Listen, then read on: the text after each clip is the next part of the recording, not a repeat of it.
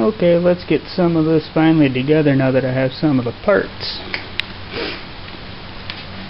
Like I said before, this is an MPI engine, or small port. As you can see with the gaskets on top of there, there's a lot of room. Now, with putting a PI intake and an MPI, this coolant port is slightly larger than the gasket. So you're going to have to put, this is the only part where you have to put RTV on. I'm going to put a little bit of RTV around all the coolant ports just to hold the gaskets in place when I put the intake on. So let's go. Here's the stuff I'll be using, the Ultra Gray. This is the same stuff that the Ford dealership uses for most coolant ports. It's just different label, but it's the exact same formulation as what they use. Now see, that's about how much you want. See, you slide this on here then, and it smushes it over, so where now that is sealed up. I also did it on the back side, and then I'll run a little bit on there, and then we can bolt the intake on. Now, for the lower heater hose right here, you can either get the metal heater hose for the PI engine, or you can do what I did. I used a heater bypass hose for a 90s Dodge Colt Vista, which is like a minivan sort of deal with the 2.6. I will put a part number and a link in the description in case you want to buy one. And then I just used a rubber hose. Now, I'm not guaranteed that this will last. If this one starts leaking, I will get the metal hose, but until then I do not feel like removing the water pump because the water pump was fairly new on this car. Okay, after you get the intake on, the next step you want to do is snug down all the bolts first, and then torque them to spec going in the correct order, starting from the middle going out. The torque spec is 18 foot-pounds, and then you start here, go over, then go up here, go over, go down here, go over, then here, then over, then there, and then these two. And now, the next step is to bolt on the fuel injectors.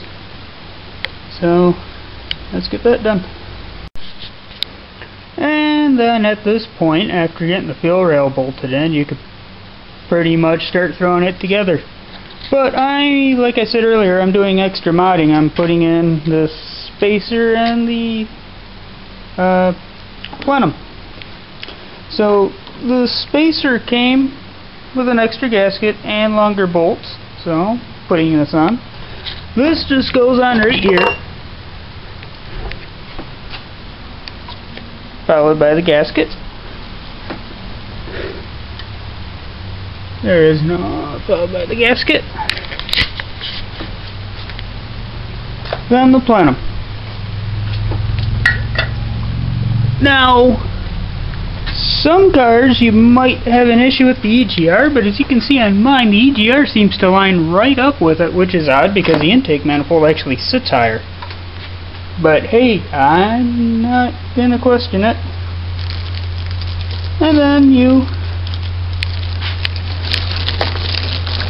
start putting the bolts in and bolt it on. And this is where I'm gonna have to stop for the day, as I need to do some slight modifications to this throttle bracket, because this plenum is originally made for a Mustang, not a Panther, which is what a Crown Vic and Grand Marquis are. So I need to cut a notch into these two bolt holes. I need to get a T because there's only one vacuum port right here, and I need two because I have the PCV and I also have the main vacuum harness that needs to be plugged in. Also, this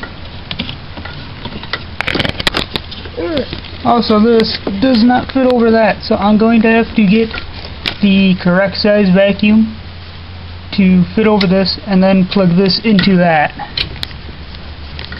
Kinda not the way it's supposed to go, but really don't have a choice with that.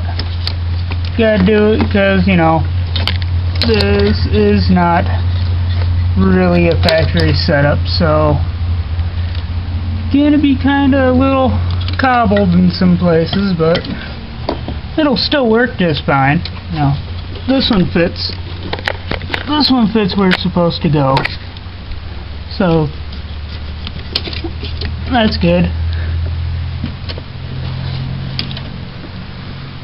Yeah, it's just this vacuum hose and these two lines, and I need to make a T. So yeah, this is the end of part 1 because I really cannot continue any farther. So until next time, see you guys.